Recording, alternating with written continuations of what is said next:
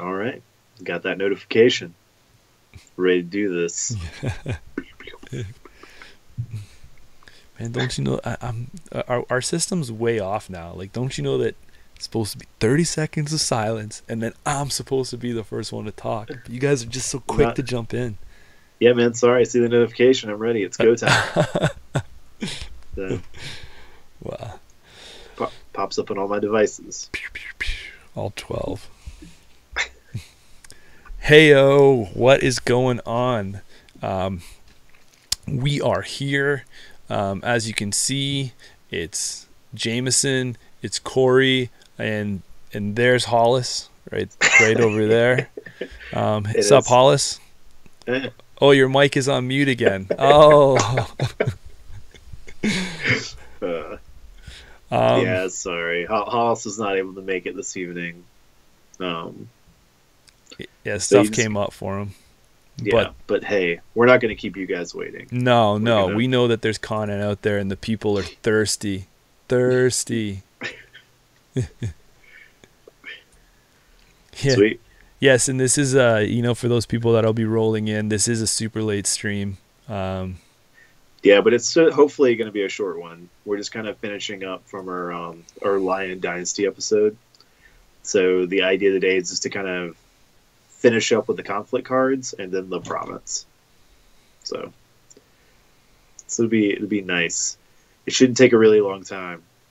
So hopefully you can watch the episode. If not, the subtitles can be ripped using a fancy link. oh, So that, inside but, joke, yes. Yeah, I love it. yeah, just if you don't have time for it, it's tough.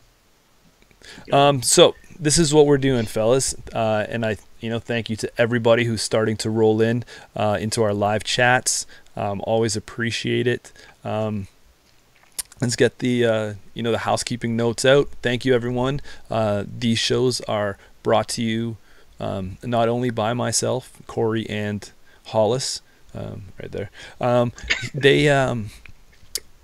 They're brought to you by some generous people that help us through a sponsorship through the YouTube link, or they are Patreon donors.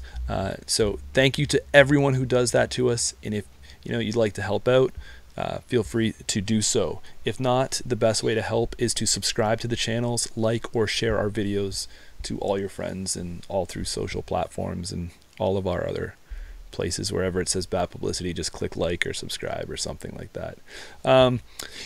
We have a follow-up episode to this that we did a couple days ago. It's the other half of the lion cards from the core. These are interchangeable. If you missed that one, you can go back and watch it later. If you've already seen that one, welcome back. So Thanks. yeah. Anything else you need to say, Corey? I know that you've been rocking a good heavy amount of lion, and you've been on a roll. So this is right up your alley right now. This is strange timing, right? You're playing lion, I'm playing some lion games, and we're doing our lion shows. Yeah, man, I know. Just It's trying like to get that experience, firsthand knowledge. it was like Helps. it was planned that way. Yeah, it's neat. It's cool to talk about the cards when you play with the cards. Um, so gives you some of that source material to pull from. But yeah, it's been a lot of fun. Having a blast with it so far. So I guess we're ready to get rolling. Ready to Yep. dive in. Shout out to a couple of our heavy sponsor guys. Travis, how's it going? And Chris is online. Awesome. Thanks again, Appreciate guys. it. Corey, also for those people, if you tuned in and I said that I would try and incorporate the cards into the video, you can see that I've got our first one here. We're going to go into the Art of War. Let me know in the comments what you guys think about this format. Is that too small, or do I need to blow up the card size there? My idea is that I didn't think you would actually be reading the full cards. People just want to know what card we're talking about. And once you see the art and a couple of the main, stats kind of around the card, you can know what we're doing to see so. Yeah. So Bad publicity, a constant work in progress. yeah. Yeah. But we take all the constructive feedback and do our best to apply it. Try to make the best product that we can. The key word is the constructive feedback, right? Constructive. We take that Yeah. constructive feedback and try to give back to the people. Yeah. All right. Well, let's get this party rolling. So as you already put up, the first card we're going to start with, because we didn't really tack it into the Dynasty episode, but we're going to go ahead and knock out the Lion Province, the Art of War, that is included. So just some details. I'll kind of give a synopsis. It is a water province with a province strength of 3, and it has an interrupt effect. When this province is broken, draw 3 cards. Yeah.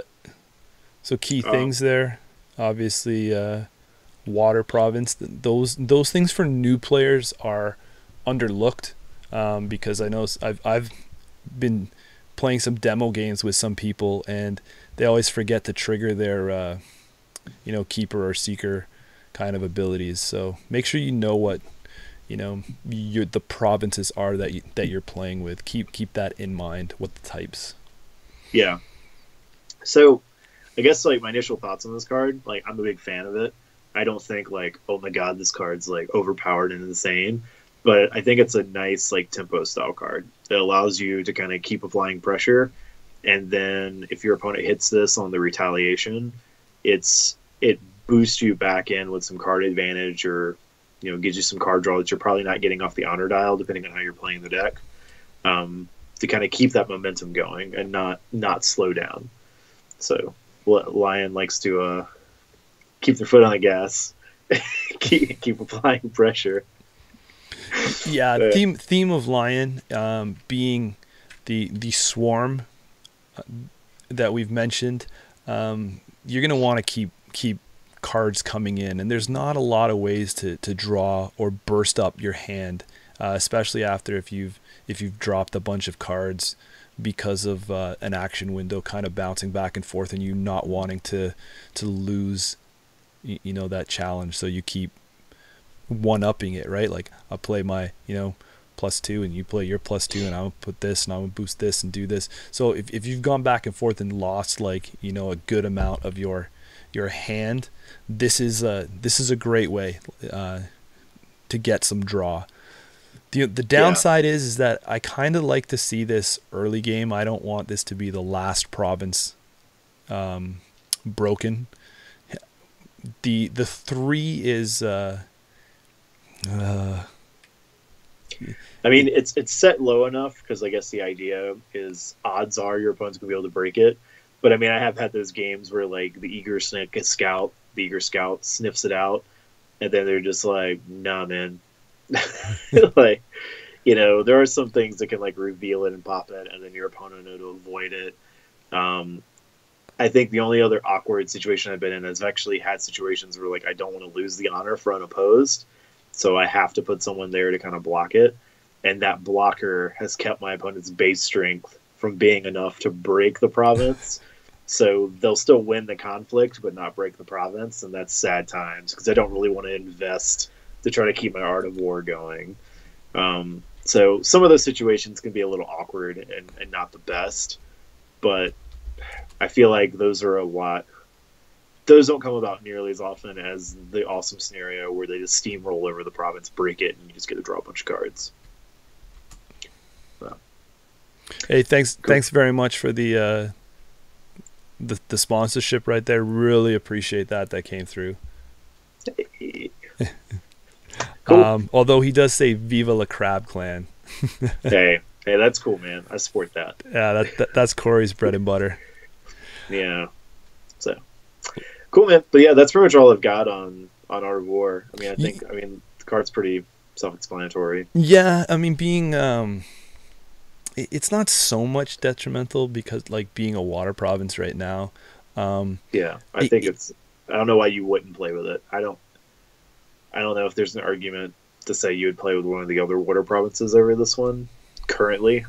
I think it's one that you're just going to play with because it's card draw, and card draw is as you mentioned earlier, it's not super easy to get right now in the game, and Lion has a lot of really good conflict cards, and so you want to see them. Yeah, and that's the gist of it. This is like boost is great. The 3 cards when you need them, and that is incredibly strong, and it's being offset by a low province rating or strength. So Yeah. I'm in the same boat. I don't see a reason why you wouldn't put it in there, but I think I can see this being replaced down the road. Maybe. Yeah. Yeah. We'll see. Who knows? We're about to get a crap ton of cards in a few weeks, so we'll see what all comes out of that set. But I doubt they'll be coming out with replacements for these provinces until another cycle out. Yeah, for sure. Yeah. All right, so I guess we're going to keep on moving. So now we're going to get into the actual conflict cards. And so the first one we are going to start with is For Greater Glory. So For Greater Glory is a one fate cost conflict card. After you break a province, and it's a reaction, sorry. After you break a province during a military conflict, place 1 fate on each participating Bushi character you control. Max 1 per conflict, just in case you didn't go crazy and just try to slam a bunch of them out. Yeah, and this is an influence cost 3 conflict card. So this is one of those like living the dream cards. So if you're able to trigger like a substantial conflict to have this go off, it's awesome. It's a really nice like tempo swing. Because if your opponent looks at the field and you're like, oh, I just got to survive this, and all these guys are going away, and then all of a sudden you're like, just kidding, all these guys are sticking around on their turn, plus all the dudes I want to bring out on my next phase. Can be super impactful and really strong. And, I mean, in some situations, this card could be like the game breaker if you're able to get it. But I feel like it's a tough card for you to slot a bunch of copies in, because there's a lot of situations where it's not really that effective, because you do need to kind of commit a handful of Bushi characters to kind of make that gain substantial enough, and you need to win and break the province in order to be able to trigger it. So it does have like a very specific case. Yeah. It's a cool, like right now I typically tend to run it as like a singleton in when I'm playing, but there's definitely can be like some good arguments for having multiple copies of this and try to trigger it.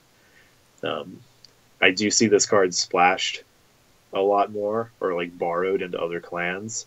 I think Unicorn is a big fan of this card. It's the main one I see kind of run it, because there's the Super Dream off Cab Reserves into For Greater Glory that it's just like shooting the moon, but it's pretty amazing. To me, I'm on the fence, and I think that what it says in your comment, what sticks out the most is that you say you're running a singleton, and I think that that's probably the right answer for it. If we had a hand size in this game, I think that would drastically decrease the value of this card, because if you there's going to be times when you draw this and you're going to be holding it, because you're waiting to get some kind of either value out of it, or you just don't have, for the sake of the flop or whatever it is, you don't have enough Bushis, or ab Bushi character to maybe put this on. I know that might be a little bit rare to not have at least one, but I don't feel like you want to, it depends who it is, but you don't want to like play this just to put 1 fate on 1 character. Right. You have to kind of make sure that you got enough guys. And there's even some characters that like it doesn't really matter. Like if you already got the trigger for a Steadfast Samurai, For Greater Glory doesn't really matter. So I mean, there are a couple of those characters that you got to make sure it's substantial. Now, some cool things that's really nice about this is like if you bring people in with charge, and then you break the province with your charge in characters For Greater Glory. Now they get fate. Now they're sticking around an extra turn. Now you're talking like Hail Mary plays. You better hope that you better hope that your Art of War has just been popped last turn, so you've got these cards all in hand, man. Hey man, it's 2 cards. No, but I feel that I feel like, what do they call the term? You know, I feel like you don't need this card. You know, you're like, it's that win more scenario. Yeah. You know, because Lion is cheap enough that you're just going to be swarming the guys in anyway. Like who's ever on your province, when you flip them, you probably have enough fate if you're managing it properly to be able to, like, you know, put the next military line in, right? Like these guys die off, the new guys come in, die off, come in, and they, you know, rinse, cycle, repeat. So, you know, to need a card, and that's why I said that the thing that stands out is that you said it's a single copy, because I do think that at the right time you put it there and it helps you fortify that last little push maybe you need to, you know, to swing from breaking last province onto the stronghold, and, you know, let's do this, because they probably have got some kind of trickery tucked under it, you know, +5. But I just don't feel that this is, you know, a super staple that you actually need. I just think it's that win more condition, that nice to have, but it's still good. I mean, it fits. Yeah. It fits in their style, and like you said, I think it's more powerful pulled outside of Lion than it is holding inside of Lion. Yeah, there's some other clans that, I mean, it's mostly Unicorn that really likes this card. Again, just because there's some really crazy, like, combo-y triggers and things they could do with it, that just really turns the card on. But I'm with you. Like, I don't feel like, again, personal opinion, please disagree with me, I don't feel like this is like a 3 of style card, because I think you're going to find yourself in situations where you have like multiples of these, or situations where this card's not really getting a lot of value to justify playing it. And there's also the chance it could trap you. It could push you into trying to get the trigger, and you may overcommit into a certain scenario, that maybe the result isn't the best play in the scenario or the game you're in. And so you just want to be careful. So just don't let the card bait you. Yeah, and then you know, it can definitely be that tempo hit, right? If you're holding on or not executing it at the right time. But I mean, I think there's going to be times when you think that it's going to be super, because you really are going to pull off crazy hits with it. You know, maybe you know, like you said, charge, or, you know, maybe I you know, have called, you know, some people in through the Lion trickery ways, and, you know, I'm keeping, you know, what's great value, like 3 guys, like around for next turn and stuff. So I think it can definitely like swing the balance, or make that comeback play, right, to turn the game around in your favor if you're not the one that's applying the pressure. But yeah, I just say, like, it's good, but I don't feel it's great. And other things to note, this card does not interact well with, like, your spirit called personalities, because the spirit caller is going to bottom them after the conflict phase, so it doesn't matter that you put fate on them. So just keep that in mind. Like, this is really just going to be the guys that, like, you charge in or bring out normally. Oh darn, the one thing the spirit caller doesn't do. But yeah, so just don't think that this is going to trigger off of that. So just don't forget the other part of the spirit caller. Yeah. Cool. Well, you ready to keep moving? Yep. So that was the first card, guys. It's great. So next we're going to move on to Guidance of the Ancestors. So this is an attachment condition.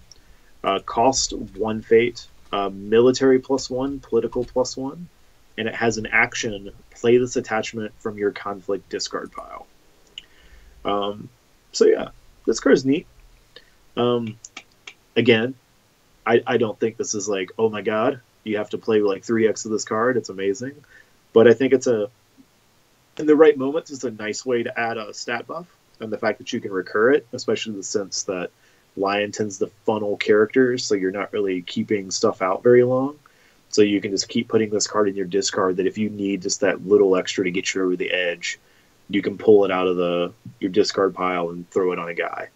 And that's pretty useful. I mean, it seems easily costed, one fate is fine for +1/+1, and just that flexibility.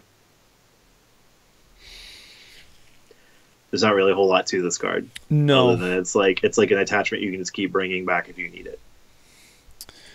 Yeah, but you know what? That's, again, like, where... So I mean, compare this. Let's look at other attachments, right? Just immediately, like if you look at the free ones, like you're not getting as much value, right, as like the Fine Katana or the Fan, because those are free, but those are +2 on one side. But this is a balance, and you can use the flexibility on either military or political. So it gives you that type of flexibility. And it's only one, which isn't the best rate considering that you're looking at things that give you 2 for free. But again, you're paying for that flexibility, and you're paying for the fact that like once the character goes away, and like your opponent's not gonna let go of this. I mean, they could, but why? I don't know. It feels bad. Feels like that's the action, but then the guy goes away, and you can just bring it back if you need it. It's not like you're going to. It's not like, oh my god, I'm gonna have it. But to have that utility and that tool isn't bad. This is, again, like in me, I play a single copy of this just as like an extra attachment, just because if I get it early and it gets bent, it's a nice like thing I know I can reach down to if I need to pull it out. But I don't build like heavy into like, oh man, I'm gonna draw my Guidance of the Ancestors and just start slapping them down, because that doesn't feel like a good use of multiple fate. Yeah, there's been some talk in the chat about Travis is saying it pairs well with Casada. Yeah. No. Yeah, because it is. It's a great way to burn it. So.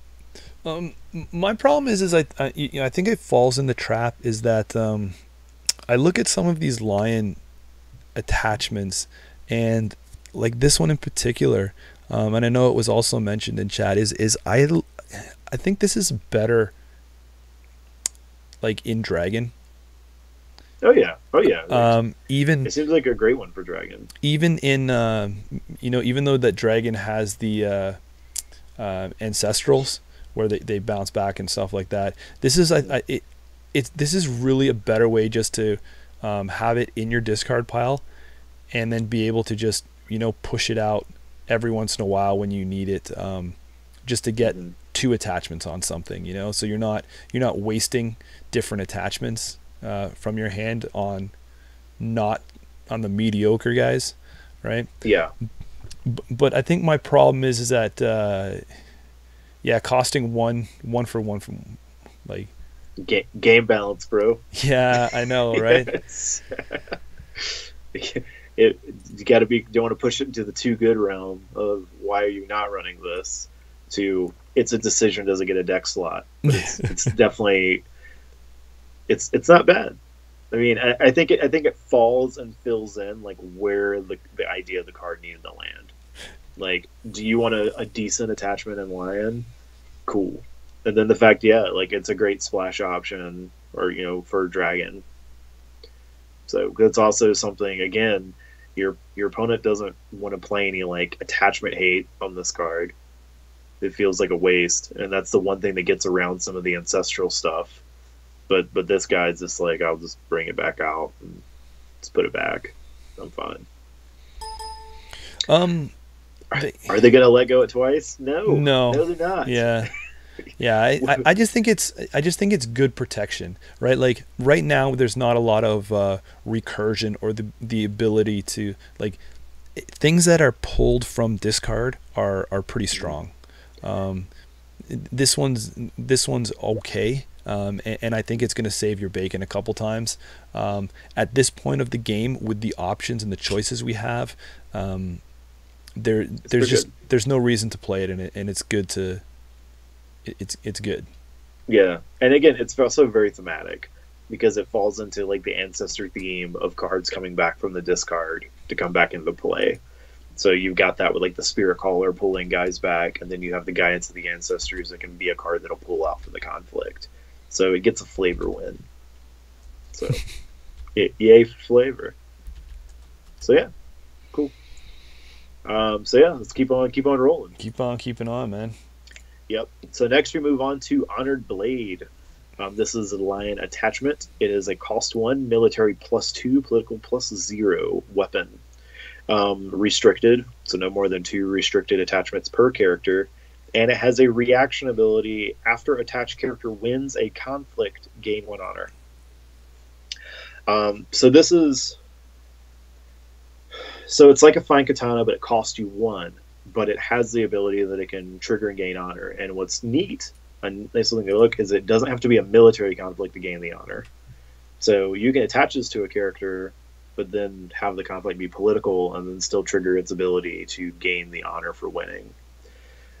Since I play like an honor run style Lion, I like this card a lot. It's got some really nice triggers and a way to kind of keep pushing the honor up.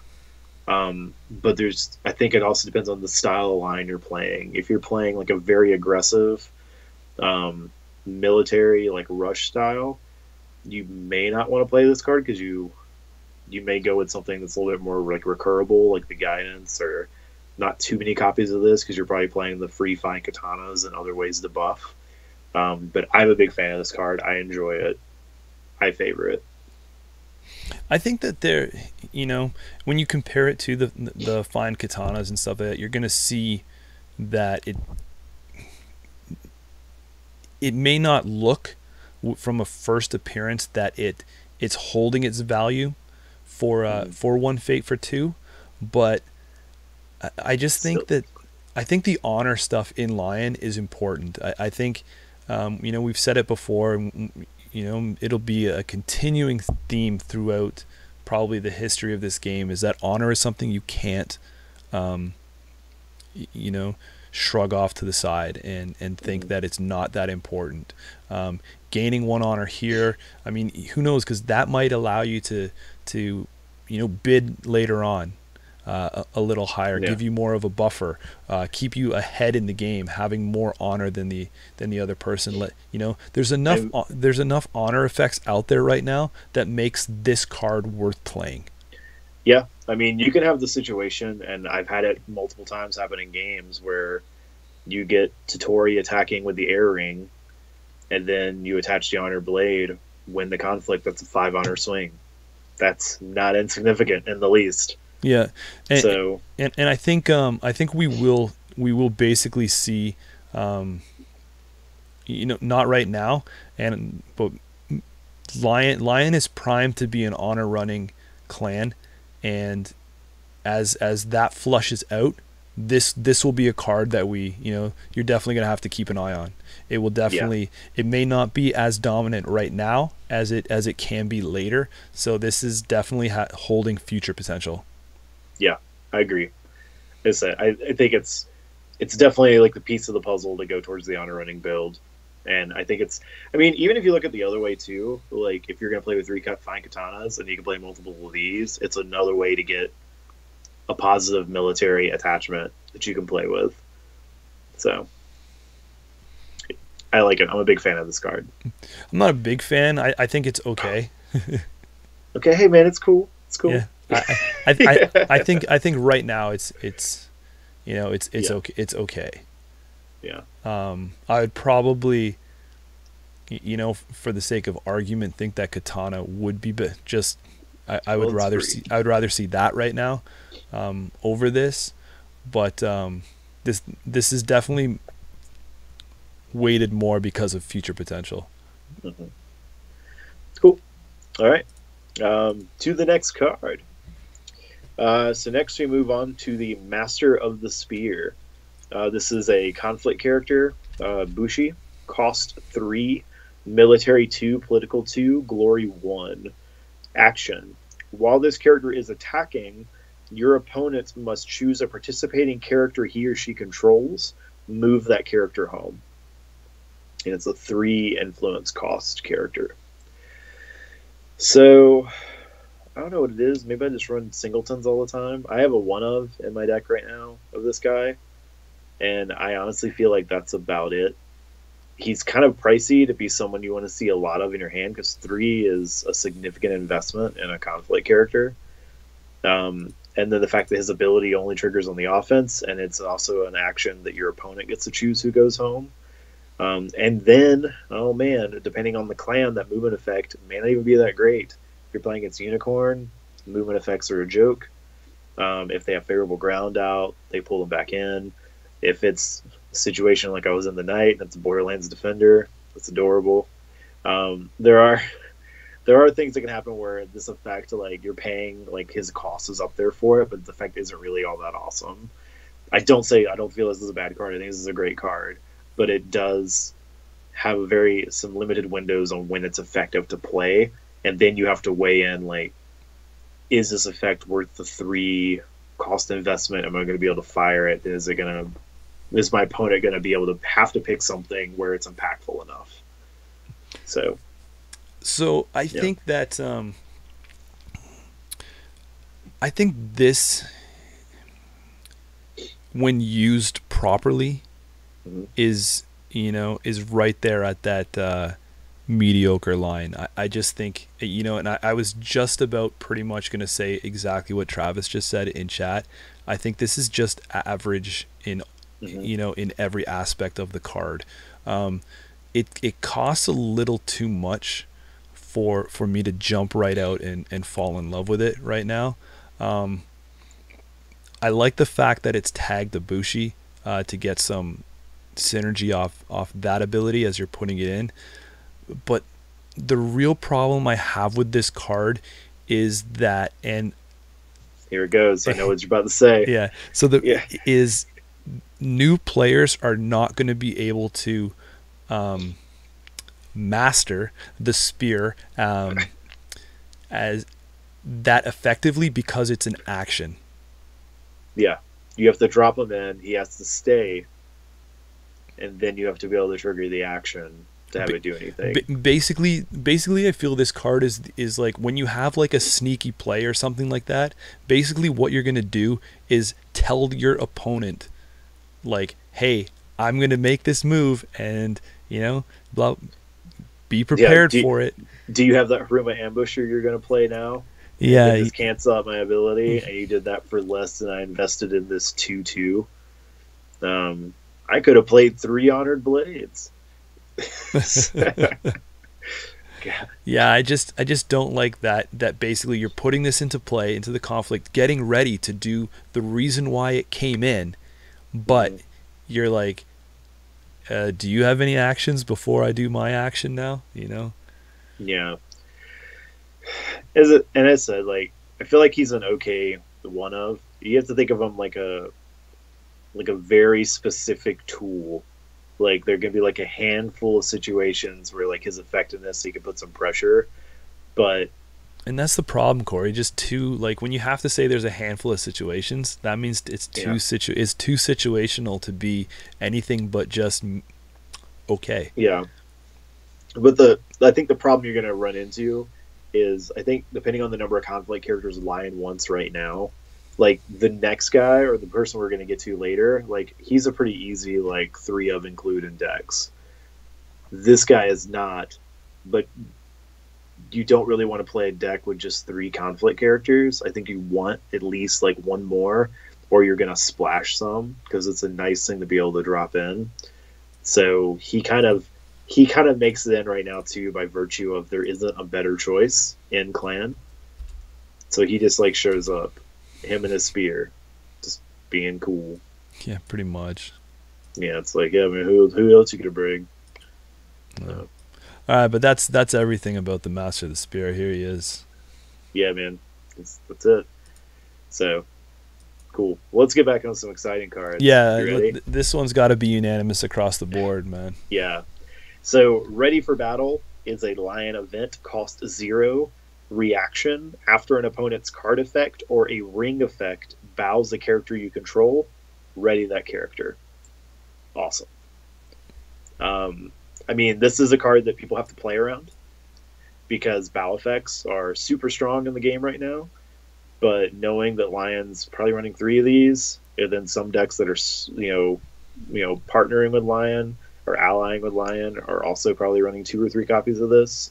It's a great way to get around cards like Miyamoto's Fury, which is the hotness right now with all those dragon alliances. The odd time, Ring of Water, because you're not really putting a lot of fate on your dudes, so you have a lot of Ring of Water targets for bowing. There's lots of card effects and things that trigger that can really hurt you, especially because Lion usually has like some specific characters that really help to boost everyone else around them, so you don't need them taken out of the conflict, and Ready for Battle helps them stay productive in the game. Super great card. Yeah, and I think that what you're doing right here is just feeding the beast, man. Right, Lion is from the games and the style that I'm playing, and that you and I have talked about. Cheap characters, not a lot of fate. So with cards like this, you're able to extend those cheap guys, boom, into at least 2 conflicts before they have to go away.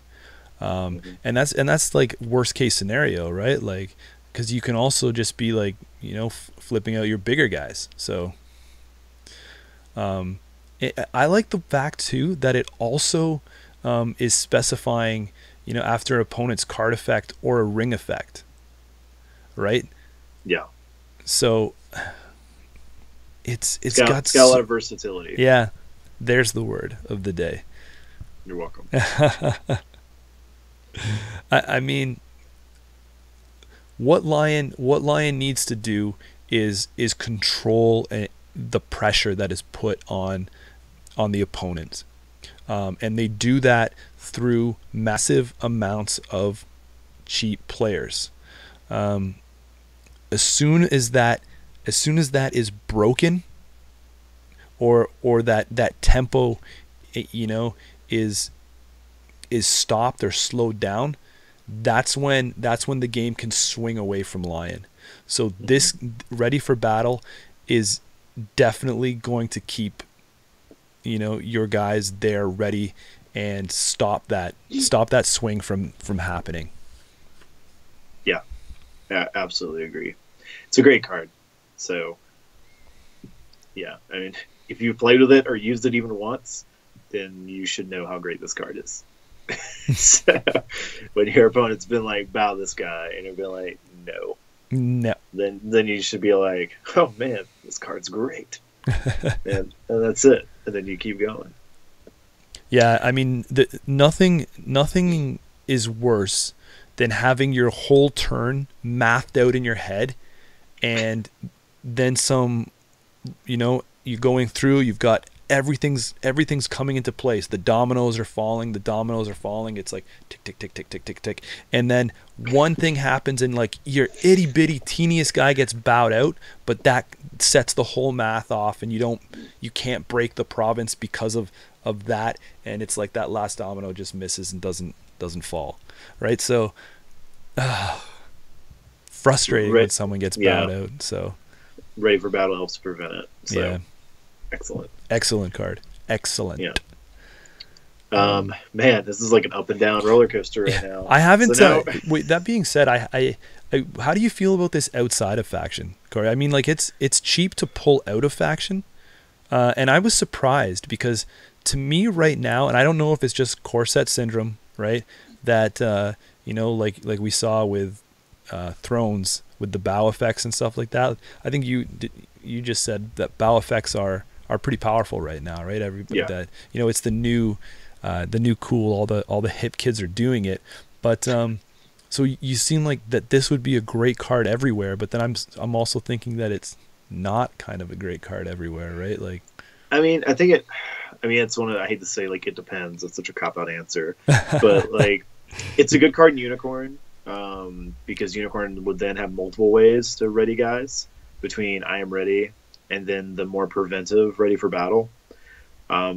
If you go the Lion Alliance and Dragon, since you're usually not running that many characters, you're kind of doing like a couple guys with a lot of attachments. This is a great way to make sure you don't lose the effectiveness on those characters, because nothing seems like it would suck more than to have a guy loaded down with attachments, super buffed, and then he gets bowed. and then he's just like, cool, I'm not doing anything. You know what I'm doing? I'm taking all these attachments with me to the discard pile. So that's where initially I would think it would go. There's probably going to be some other suggestions and ideas on other clans that'll really like this card. Yeah. But I think those are the two that I see Lion predominantly. And I think what's interesting is that even though this might be a card that you feel like you would love to have in your deck outside of Lion, the interesting thing for people that have seen the other games that that are coming, say, from a Netrunner background, where you can just take whatever cards you want. It's like, yeah, okay, I'll align with Lion to get this card, but now I have to fill out the rest of my the rest of your cards. Yeah, with Lion cards. Hey, man, that's not always bad. No, it's not always bad, but it's like you just can't pick and choose. There could be better options elsewhere. Yeah. Deck building decisions. All right. Okay, so let's keep rolling. So now we're going to go to Sashimono. This is the Lion attachment, an item, and a banner.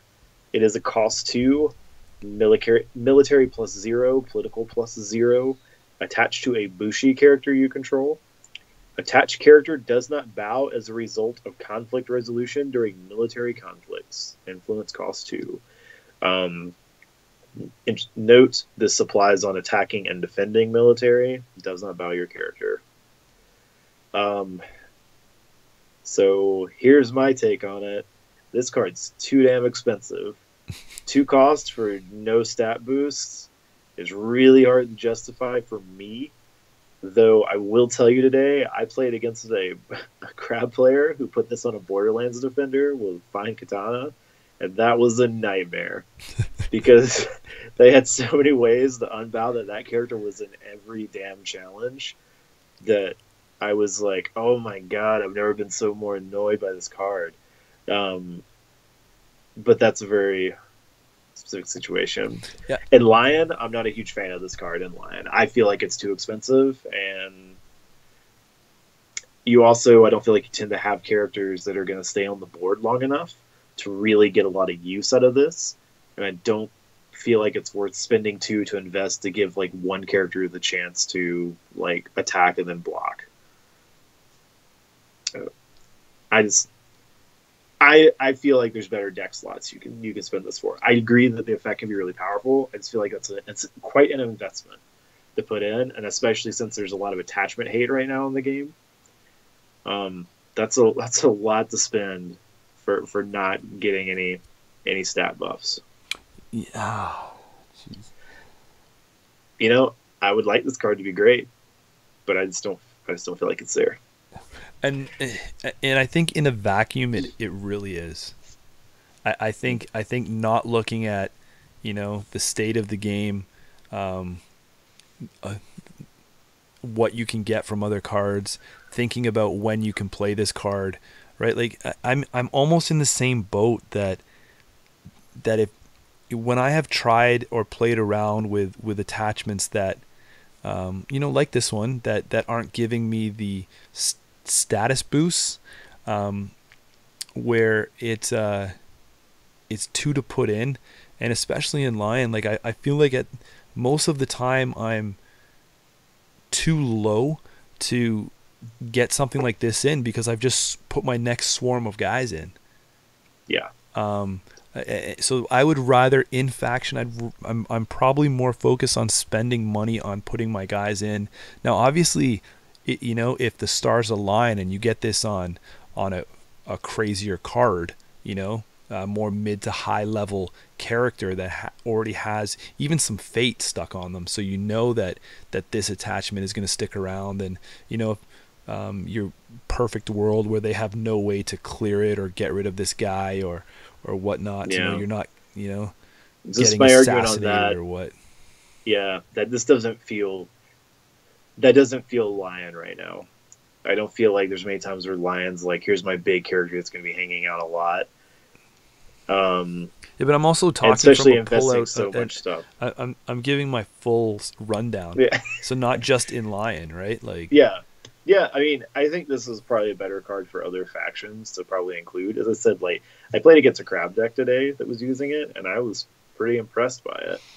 I was like, because this clan has a lot of abilities to get a lot of use out of a few characters, and with all their unbow and being able to keep characters in play multiple turns in a row, they were getting good mileage out of the card. But I'm not a huge fan of it in the Lion clan. Now, if Lion ever gets some way to reduce this and to make it cheaper to attach, maybe. But then again, deck slots are a thing. This is a tough one to justify. Yeah, but I mean, like the conflicting opinion to ours in chat.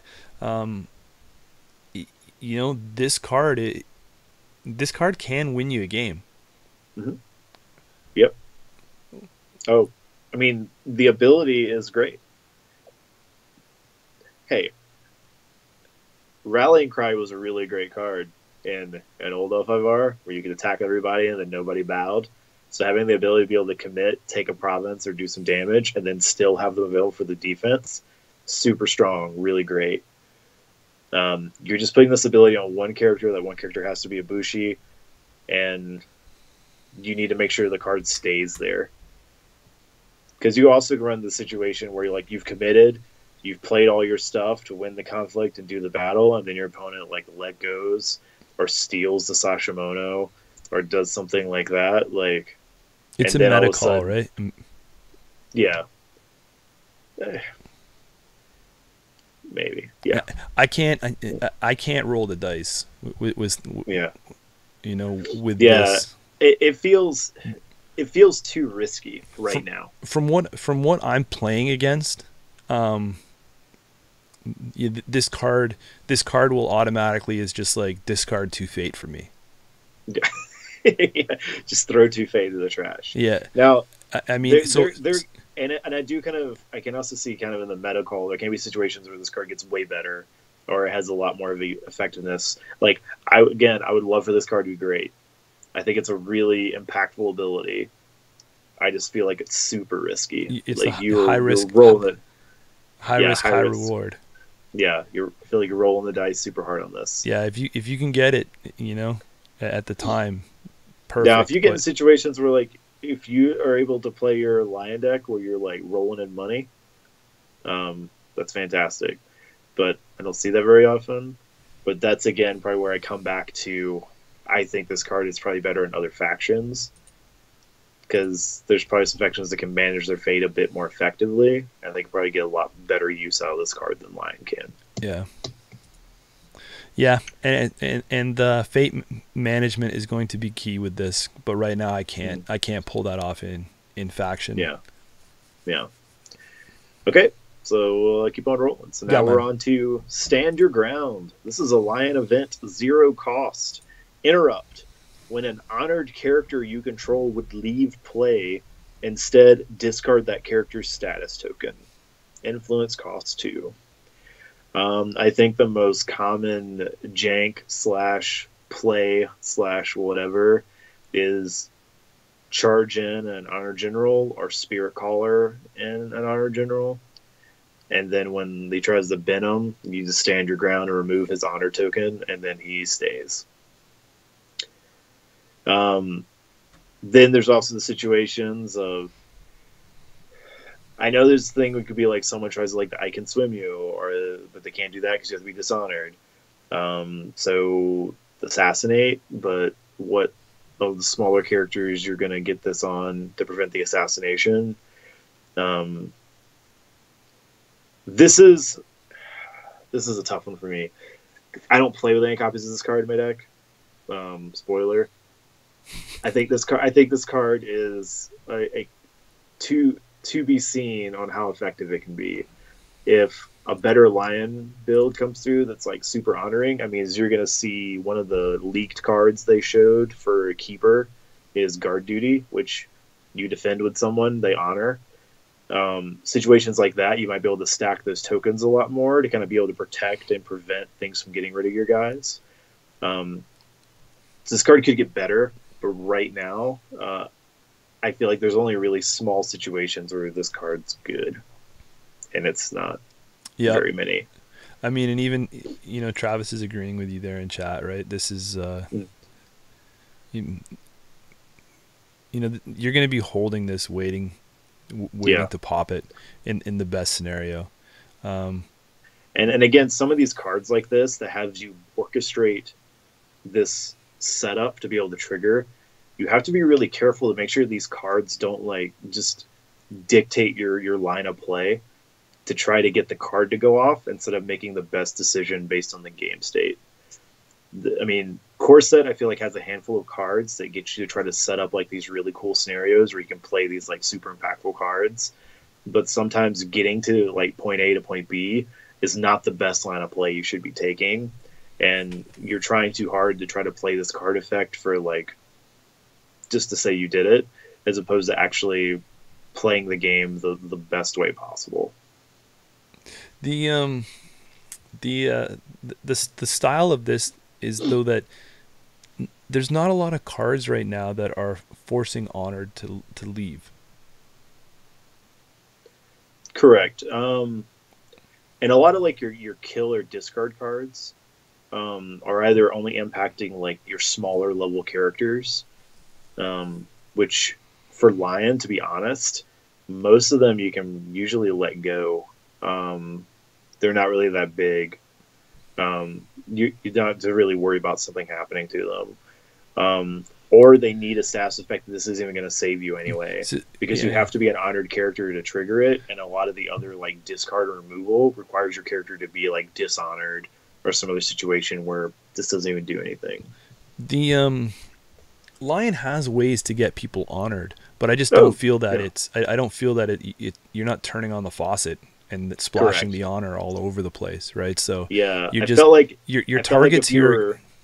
Sorry, I felt like if you were doing that, if you were just like honored guys everywhere, then Crane would be a lot more popular of a splash in to play with like Voice of Honor and stuff like that. Crane can definitely take stand your ground. If you have picked Lion to affiliate with Crane, there's no reason why you wouldn't be playing with this one. Yeah. Yeah. Yeah. I think I think it's a better fit there. I mean, yeah. I mean, I don't feel like it's a great fit in Lion right now. No. Again, this is one of those cards that its potential could open up as we get deeper into the card pool and more stuff comes out that might actually build around this style. But right now, in the card pool that exists, this is not a very impactful card. Agreed. High five. Yeah. All right. So, but it's one of those like remains to be seen. There could be a lot more and stuff that comes out that really synergizes off of it. Cool. So we'll keep on moving. So if we jump down to Strength in Numbers, another Lion event. This is a 1 fate cost card. Action. While you are the attacking player, choose a defending character with glory X or lower. Move that character home. X is equal to the number of attacking characters. And it is a 2 influence cost event. I like this card more than I thought I would initially. Because against certain clans, it's a lot easier to play than for some reason I thought it would be. I had the same, almost the same inclination. I'm reading it and I'm like, oh, this is very, this could be convoluted here and blah, blah, blah. Yeah. But I found that I was drawing this in games and I wasn't disappointed because I feel that it's a lot easier to pull off than you think it is. Yeah, it feels a lot easier to play than Route, which is probably maybe the easiest thing to compare it to. Just because there's a lot of like Glory 1 and even some Glory 2 characters that's like, okay, you're most of the time you're committing more than one Lion character to the conflict. And so you pretty much have a lot of target options to be able to play. Now, move home is move home, so it's not, the best way to get a character out of the conflict or to get rid of them. Again, there's some clans that deal with move home really easily, but this is not a bad utility tool to have. And it's a good card. Yeah, because there's not a lot of defense to when you send somebody home, right? And I mean defense as in like ways to counter that. Certain clans do it. Like as I think I said earlier, like Unicorn is really good at defending against any send home tech you have. They just have a lot of different ways to bring guys back. And I didn't say there was none. I just said there's oh not right a lot. right. But there's not a lot of weight. But then outside of that, it's like favorable ground. Yeah. So I'm sure there's something else that'll do it that I'm just not thinking of right now. But yeah, I mean, there's really like a faction that doesn't really care about it that much. And then there's like a couple cards that are like pretty good defense against it. So, but I like this card. I think it's good. You should give it a shot. Again, some people you might have an impression of, oh no, this could be kind of hard, but it's not. It's actually pretty easy to play. It's pretty cool. You do need to remember that you have to be the attacker. So there is that little bit of a flexibility thing that you have to be on the offense in order to be able to play this card. So you can't use it to try to defend a province and send somebody out and stuff like that. Well, that's why it's so good, though, man. Yeah, I mean, you're coming in. Yeah, right. You're swarming it. Let's get that pincer move. Rally cry, right? Let's go, boys. Yeah. This is it.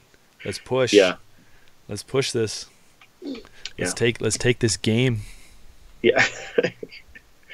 Cool. All right. So on to the next one. I mean, I don't think there's really anything else we can say about Strength in Numbers. It's a good card. Thumbs up. Yeah, I think it's really good. Yeah. Like I said, the amount of times that you can easily play this and get it off, I think that's the value out of that card, hands down, right away. Yeah. So, all right. So next we have Vengeful Oathkeeper. This is a lion character, Bushi. Oh, hey, another Bushi. Bushi. Cost 2, military 2, political 1, glory 0. Reaction. After you lose a military conflict, put this character in the play from your hand. Influence cost 2. Great. This is excellent. Yeah. What's that? I want a cheap cost Bushi who has a political stat. Okay, that's cool. 2 military for 2. Okay, but wait. I don't have to actually have a province broken. I just need to lose a military conflict. Cool. Oh, wait. I don't need to necessarily lose the military conflict as a defender. I could also lose the military conflict on the offense.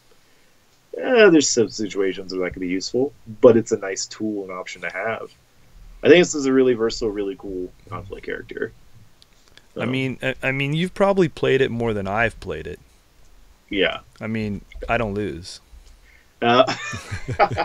See, that's the only downside to me of this card is that I have to. It's forcing me to lose, man. Come on. Yeah, it's like you're losing those military conflicts. What's happening, man? I don't do that shit. Yeah, I don't come like that. Yeah, but no, he's cool, and like right now, I think he's a pretty easy. Like if you're trying to fill in a lot of conflict characters, he's a pretty easy 3 of. Because there's a lot of times you're going to be able to drop this guy in for free and then use him on like the counterattack and everything, especially if you don't have first player. And you're playing a clan that also wants to go military. Yeah, I mean, and I joke, but realistically, like, I mean, you shouldn't really be losing a lot of military clans if you are playing Lion. I would say, right? Yeah. But there can be that situation, right, where you political first with your brawler, and you send your brawlers in, and like you're a coma prodigy, and you're like, here's my political challenge first. And you're trying to pull something, and then, and then if your opponent's like, all they have is military to come back with, and they have to take a province to keep the momentum and to keep the tempo up, then it's just like, okay, cool, I'll let you take it. Drop my Vengeful Oathkeeper, attack, and then again, if you have For Greater Glory, I'm just naming this like amazing scenario that could potentially happen in your game. Let me just put all the dominoes perfectly in place, and we'll get that last one on this one. And if Lion has first player and he takes political as his first challenge, are you like, oh god, you probably got some of these in your hand? Yeah, or are you just like, how many Alliance Pride brawlers do you have on that side of the table? Why? I mean, the other thing too is that I feel that there's just other side of the coin where there's not enough of these the cards out right now where you're forced to make weird challenges about what you keep in your deck and what you don't keep in your deck. So I think this guy's definitely an include at the moment Yeah. right now.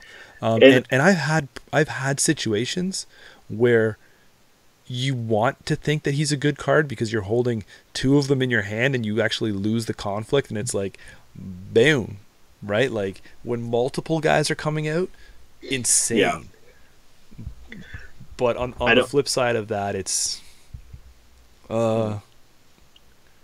yeah, I don't feel like, I think a lot of times when I have him, I don't know if I'm trying to play around to where I'm like, okay, and then he's going to attack me, I'm going to lose this military, and I've got him.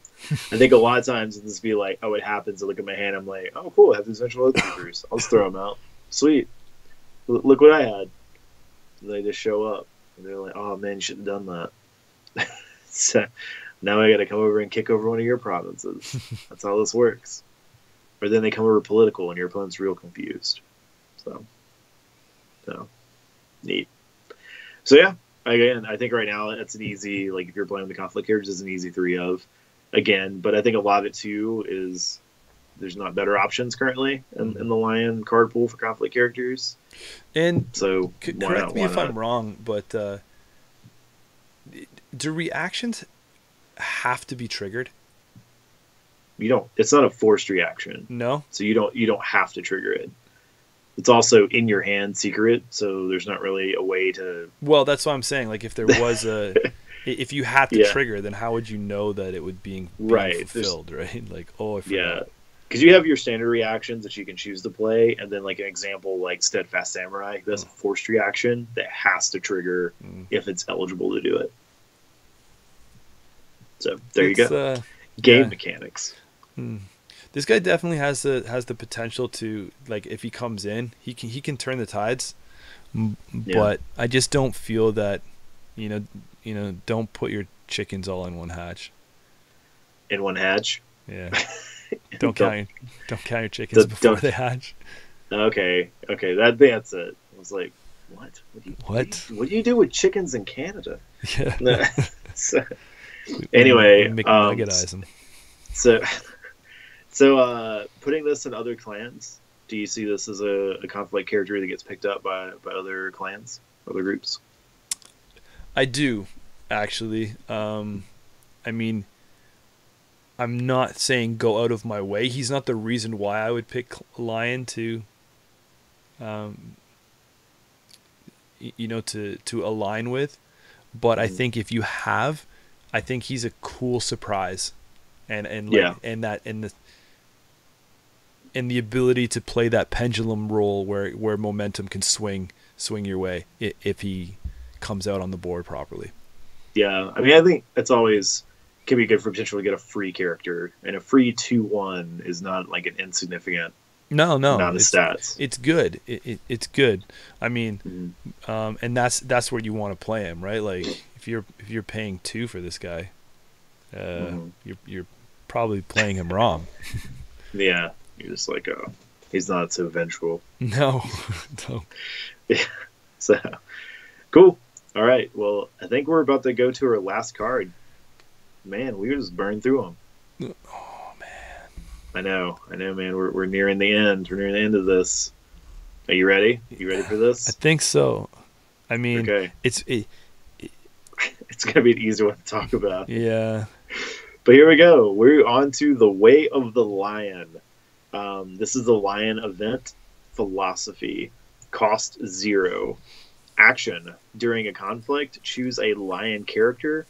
Double that character's base military skill until the end of the conflict. And this, of course, since it's a way, it cannot be taken in any clan but Lion. Yeah, you're playing with 3 of these. Well, yeah, easy, done. What way is not going to be phenomenal right now? I mean, when we get into some other clans, I think there could be arguments for some of them not making the cut. But in our conversation online right now, this one's definitely a 3 of. And I think that's also just for the fact that there are some characters that's just awesome. This card crushes, man. This card, I mean, this is just, beyond phenomenal. This card is Yeah, like your best target right now, of course, like Totori, it's a 6 military swing off one card. That's pretty awesome. Then you go down to like your Matsu Berserker and Honor General. That's a 3 military swing. That's still really good for free. And then it starts to taper off to where a lot of your stats are like 2s, where that's like, okay, that's not too bad. It's like a Bonsai, didn't pump or anything like that. But the fact that, if you play with Bonsai in your deck, you now have like this and Bonsai as potential force pumpers. So that gives you a lot of variety of things to be able to stack and do. Or maybe there could be situations where maybe that's not a card you play with, and you just use Way of the Line as your force pumper along with attachments. It's a crazy world. Who knows what you do? But yeah, and I think this helps again the justify and step in. The Lion is big in military, and they want to stack and get that military might going to where they can just overrun and stampede through your defenses and your guys you have there. And this card can get you there quickly. Yeah, because you can't stack them, because it's a multiplier that just keeps going, keeps giving, man. Yeah. I mean, play two of these if you feel like, if you if you have two in your hand. Ugh, disgusting. So it's the big thing too. This is one of those ways that your opponent has to think about and play around, or they just have to be worried that you have it. I don't think they get to be like, you wouldn't. There wouldn't be a reason why you wouldn't be running 3 right now in Lion. No, I do not see that reason. No, this is hands down phenomenal, right into their play style. I mean, the only reason that this is one of the reasons, if you are a Lion player, this card here is why you're probably buying your 3rd core. Yeah, to get your play set of the Way of the Lions. Yeah. So I mean, Fantasy Flight's got you hook, line, and sinker with, these sweet ways. Yeah. And cool. Like, I'm a big fan of how they do the artwork and the ways, how it's so different from the rest of the cards. But it's got the whole like reverence of the ancestors, which is very thematic and big in the Lion Clan. It's really cool. Very well done. So I don't really have anything else to say for this card. Is that how phenomenal it is? Just ridiculous. Just run it, put it in, run it. Trust us. Trust everyone else here who's saying that it's super awesome. And it only gets better if they make more characters with like military skill 4 or higher. You get other like big statted military characters to give you more targets for Way of the Lion. Because sometimes right now you can run into situations where like you have one really good target and then a bunch of like, okay, this isn't bad, but I would rather play it on someone more impactful. Oops, I never changed the card picture. Yeah. Everyone's just like, what are they saying? We're already playing these Vengeful Oathkeepers. But yeah, Way of the Lion's excellent. Great. So that's it, man. We did it. We got through the conflict plus province of the Lion, and now with the second part of our 2-part series, the Lion Clan, we have completed the core set for Lion. Lion is complete. That's correct. Yeah. So what would you say overall on this set? I mean, I feel like this clan. No, like this clan. The conflict ones. Oh, on the conflict cards. I think I mentioned or said it earlier. Like, it's like a roller coaster. There's like really awesome card, not so great card, really awesome card, not so great card. It's kind of up and down. So I mean, you've got like your high impact, like for Greater Glory, then you're ready for battles. And then of course like Way of the Lions. But then for every one of those cards, you've got like a Master of the Spear or a Sashimono or something like that. That's a hold your ground or stand your ground. Yeah, stand your ground. So it's not a bad mix though, because you've got some cards that right now, like one, you've got some good cards that can be pulled in from other clans. You've got some cards that are good and very thematic in faction right now, and then you have some cards set up that kind of gives you a peek of, hey, these could potentially be great down the road. And so I think that gives you a nice variety and a nice card pool to come from. Yep. So I agree. I mean, it's I give it like a B plus. Yeah. Solid B. Solid yeah, I B. think because it was too many ups and downs for me. I was just like B. Yeah, could be a B minus. Yeah. The cards that were good were very, very good. The cards that were meh were very, very meh. Yeah. So, but fun stuff. There's cool stuff in there. Perfect. I don't have anything else to say about Lion. I mean, Lion's cool if that's your style. Hopefully, this breakdown gave you a good enough flavor to decide, if Lion is something you want to dive into, but we still recommend giving it a try. Try everything out. Corey, any other words on Lion in general from you? No. It's been fun playing a lot of games with them. It has. I'm not gonna lie. We're really putting these clans through the ringer before we speak to them. Mm-hmm. So it has. I've really enjoyed the different play style and I mentioned the other video too. I like playing Hearthstone. I like the Warlock. I like that all the minions controlling the board. Just was that Zoo? Putting that pressure on with that style. So it's fun to play that in a different game, to have the to have the no, I mean, it's just it's a different mechanic that is not, you're not getting that out of any other faction. Lion does it really well here. I also like playing against the Lion, where it's challenging me to see when I can break the lines and get through the Correct. swarm. When you can stall out that offense, Mm-hmm. and then start pulling the momentum back in your favor. I've seen it happen. I've watched it. So it's definitely something to be wary of if you're playing Lion. Like, it can be also very easy to get super greedy or super overconfident and just like keep pushing, and then you make bad decisions.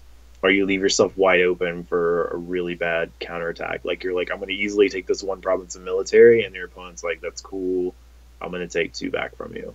So you just have to be careful. Agreed, man. Okay. Perfect. So what do you got announcements for next on the block, Corey? For the next clan we're going to? Mm-hmm. Well, I think we talked about this beforehand. Are we going to put the poll up? We're going to do like a viewer poll and have them vote on what clan we're going to do next? Yes, we can. We can throw that out on our Facebook page. You can look for it starting tomorrow morning. I will have that up. We'll probably let it run through the weekend, I guess, and then go from there. Yeah. So, guys, thank you very much for tuning in. We would love if you could all come back next week as we do whatever clan you have so decided for us. We'll put that poll up, let it run for a bit, and give us enough time to run some games extensively over the unless you take mercy on us and pick clans that we've already been playing a bunch of games as, and that is also an option. For those people that don't know, I am favoring Dragon right now. I like those tattooed monks. That is my style. Corey is a crab main. Yeah, I played quite a lot of crab. So if any of those get picked, we won't have to put in the extensive testing. Yeah. And Hollis plays what day of the week is it? Yeah. What is he playing? I don't know. We don't know. He'll probably be playing whatever you vote for. Yeah, he tells. Easily swayed, low honor. Yeah. Yeah, that's right. Cool. Well, hey, again, I just want to say a huge thank you for everyone who jumps in, chats, and supports. Having a lot of fun so far. getting back on doing some Alpha VAR content. So we're going to keep this momentum going, and we just really appreciate you sticking out with us and providing some feedback and just some good conversation. Agreed. Guys, thank you very much. Make sure you check out the Facebook page tomorrow, or I mean, it's already tomorrow. Yeah. So later this morning. Yeah. Let me get that up in the next couple hours. It'll definitely be up within 8 before hours the from end now. of today. Yeah. Today being now. So Friday. yeah, just check it out sometime over the weekend. It's too much of a ramble now. Thank you very much to everybody who joined us tonight. Thank you to our supporters, to our Patreons, and everyone who subscribes and likes our videos and our content. Really appreciate it. Next Thursday, guys. See you then. Take care, guys.